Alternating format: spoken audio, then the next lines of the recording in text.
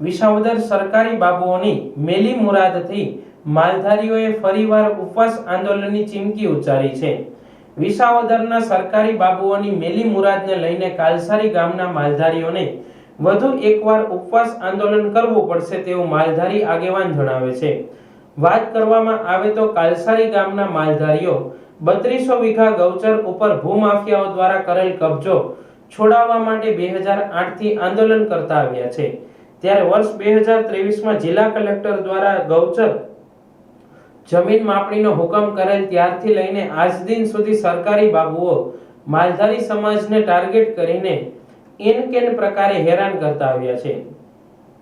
માલધારીઓ દ્વારા અવારનવાર ઉપવાસ આંદોલન કરેલ ત્યારે માલધારી સમાજને સરકારી બાબુઓ દ્વારા કાલસારી ગામનું ગૌચર છૂટું કરાવવાની તેમજ ભૂમાફિયા ઉપર લેન્ડ ગ્રેબિંગ એક્ટ હેઠળ ગુનો દાખલ કરવાની લેખિત ખાતરી આપવામાં આવેલ, તેમ છતાં સરકારી તંત્ર દ્વારા ભૂમાફિયા ઉપર કોઈ પણ જાતની કાર્યવાહી કરવામાં આવેલ નહીં।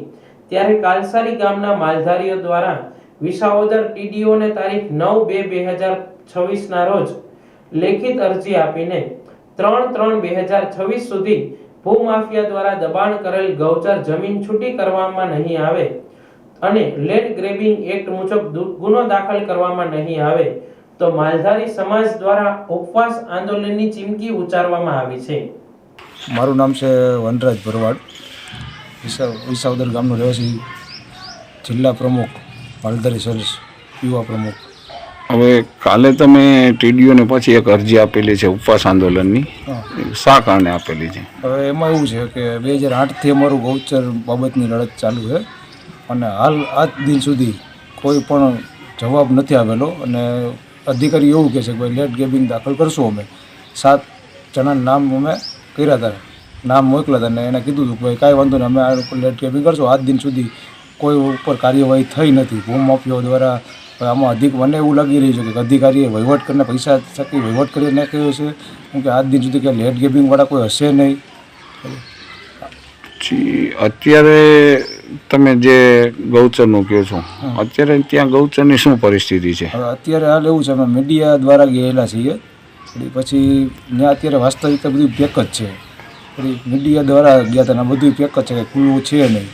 અધિકારીઓ એવું કહે છે કે ભાઈ અમે ખુલ્લું કરશું અને આની પહેલાં અમે આંદોલન કરેલું છે, તો ત્યારે એના 90 દિવસની કીધું હતું, 90 દિવસમાં ટોટલ ગૌચર ખુલ્લું થઈ જાય તમારું।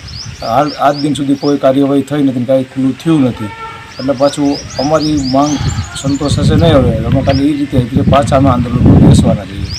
કઈ તારીખે તમે આંદોલન ઉપર બેસો? હવે જો અમારું 2-3-2026 સુધીમાં જો ખુલ્લું નહીં થાય તો અમે 2-3થી આંદોલન ઉપર બેસવાના છીએ માલધારીઓ।